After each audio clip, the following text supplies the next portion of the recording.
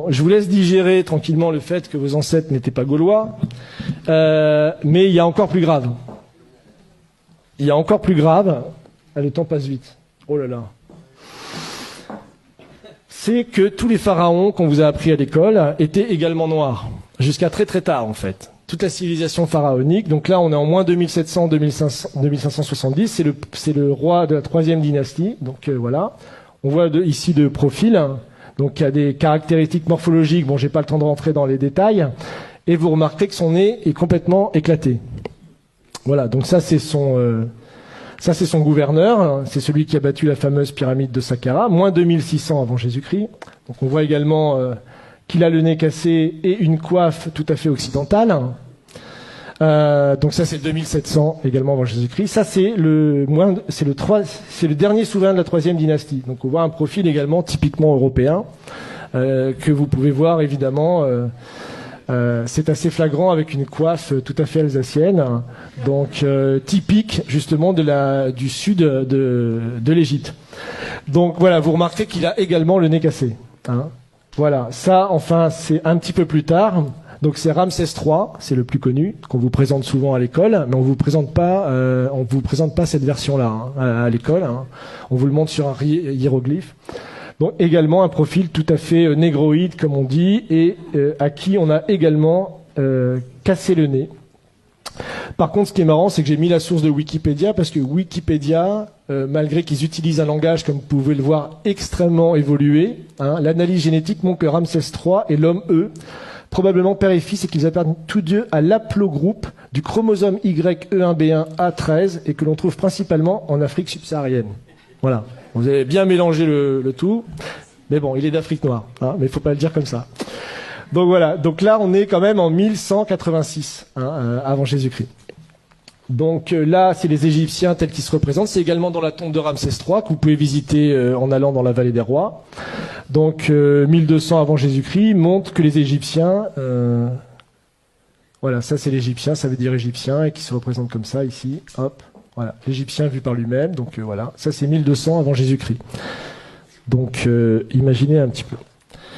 Donc voilà. Et certains scientifiques, déjà un peu plus tôt, et c'est les découvertes qu'a fait Cheikh Anta Diop, c'est-à-dire que lui il a même découvert que bien avant les découvertes qu'on a fait par la science, des explorateurs au moment des invasions de Napoléon ou des Anglais ou des Allemands qui étaient allés en Égypte, avaient découvert que les pharaons étaient noirs, mais que personne ne voulait en parler. Donc lui, c'est Lepsius, c'est le fondateur de l'égyptologie en Allemagne, et il dit, voilà, tout simplement, bon, c'est une citation de son livre, hein, que vous pouvez trouver sur Internet, là où on s'attendait à voir un Égyptien, bizarre, on trouve un nègre authentique, tout à fait original. Donc ça, bon, j'ai pas le temps, c'est une icône byzantine du XIe siècle qui montre le roi Salomon allant visiter le pharaon noir, qui est très caractéristique. Et dans le Cantique des Cantiques, pour ceux qui connaissent la Bible, vous connaissez ce passage, je suis noire et pourtant belle, fille de Jérusalem, comme les temples de Kédar, les pavillons de Salomon. Voilà, pour ceux qui... Voilà. Donc voilà, encore une fois, là, il y en a plein, en fait. Hein. Bon, non seulement l'homme avant d'être blanc était noir, non seulement les pharaons également étaient noirs, et on bâtit également, était le berceau des sciences et des arts. Et ça, c'est la vraie négation, je pense, la plus consciente qui a été faite jusqu'à présent, qui perdure dans nos écoles aujourd'hui, même jusqu'en Europe. Donc, puisque vous avez là également dans une des tombes, 2000 ans avant la balance d'Archimède, hein, le système de balance avec des curseurs hein, afin de déplacer le centre d'inertie. Donc, vous avez là tout simplement le point de levier et ici ce qu'on appelle... le principe d'Archimède qui disait pour soulever la Terre, donnez-moi un point d'appui, qu'il a rédigé dans un traité, évidemment, 2000 ans plus tard, enfin 1500 ans plus tard, et en disant que c'était sa découverte et que c'était lui qui avait découvert toutes ces sciences géométriques. Donc, encore plus intéressant, le papyrus de Moscou, donc ça, il se trouve à Moscou, justement, aujourd'hui, il est au musée Pouchkine de Moscou. Et en fait, c'est les papyrus qui prouvent toutes les découvertes géométriques qui ont été faites par l'Égypte noire pharaonique, justement, entre moins 1500 et moins 3000 avant Jésus-Christ. Donc là, vous avez par exemple la pyramide tronquée, vous avez le calcul de la demi-sphère, vous avez Pythagore, vous avez le calcul des ellipses, Vous avez ça aussi, là c'est l'autre papyrus de Rhind. Donc vous avez ici donc, le théorème de Thalès. Donc, ça vous trouvez aussi dans des tombes, dans le papyrus. Donc ici, et Thalès lui-même a avoué qu'il avait fait sa découverte en Égypte. Qu'il avait lui-même fait sa découverte en Égypte. Mais il n'a pas dit que c'était les prêtres égyptiens qui lui avaient enseigné justement cette chose-là. Donc ils se sont tout accaparés. Donc là, ils ont même été jusqu'à calculer des coniques. On retrouve des études de coniques, bon ça c'est pour les matheux, qui sont soi-disant attribuées beaucoup plus tard, plus de 3000 ans plus tard. Le calcul de l'ellipse, de la demi-sphère, toutes ces choses-là ont été découvertes déjà avant moins 2000 par les Égyptiens à l'époque. Donc, encore plus fou, c'est que les pyramides ont été faites, elles, encore plus tôt. Donc c'est 2600 pour la pyramide, je crois que j'ai les dates ici. J'ai encore un peu de temps. Non. Donc ça c'est la pyramide de Khéops qui a été faite en 2500 avant Jésus-Christ.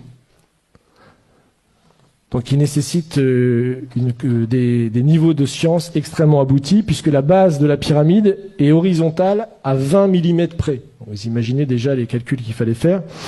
Et pour obtenir un carré parfait de la pyramide, c'est seulement 0,05% d'erreurs qui ont été faites. Aujourd'hui encore, moi j'ai lu des thèses qui datent de 1970, qui vous prouvent qu'il est impossible que les Égyptiens aient construit les pyramides.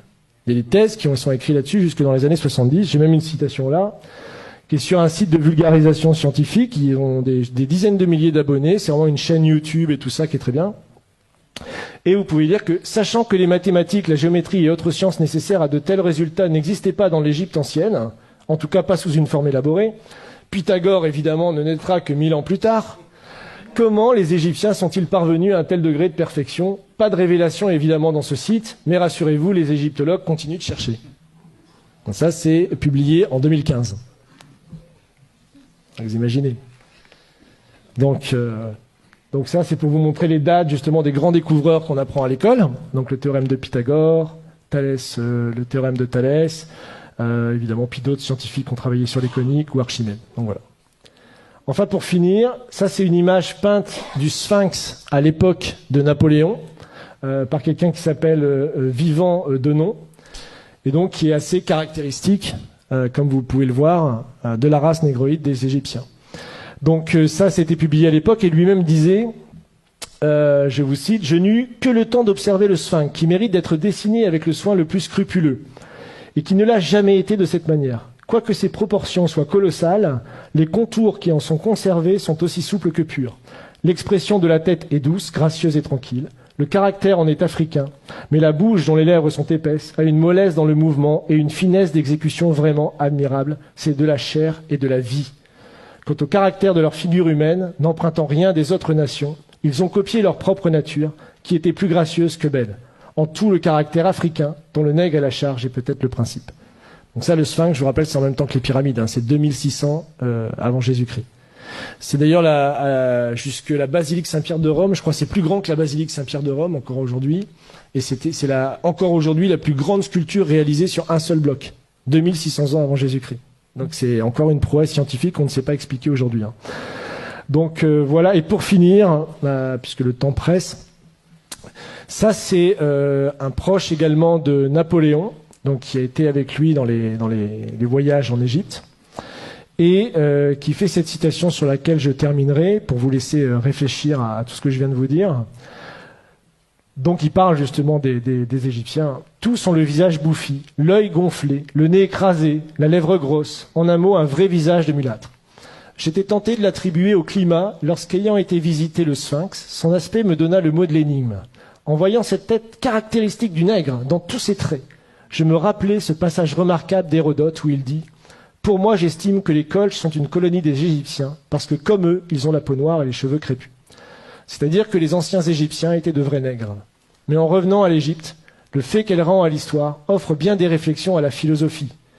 Quel sujet de méditation de voir la barbarie et l'ignorance actuelle des Coptes, issus de l'alliance du génie profond des Égyptiens et de l'esprit brillant des Grecs, de penser que cette race noire, aujourd'hui notre esclave, est l'objet de nos mépris, et celle-là même à qui nous devons nos arts, nos sciences et jusqu'à l'usage de la parole. Imaginez enfin que c'est au milieu des peuples qui se disent les amis de la liberté et de l'humanité que l'on a sanctionné le plus barbare des esclavages est mis en problème si les hommes noirs ont une intelligence de l'espèce de celle des hommes blancs. Donc ça, c'est tout le débat de l'époque pour savoir si puisque c'est la période de l'esclavage, on réhabilite l'esclavage, qui sera réaboli que plus tard en 1848. Donc on voit que le débat a été posé, et la vraie découverte de Cheikh Anta Diop, c'est de montrer même que ces découvertes à lui étaient déjà connues à une époque, mais qu'elles ont été passées pendant plus de 200 ans, jusqu'à la période de Cheikh Anta Diop, sous silence. Personne ne connaissait ces citations. Donc voilà.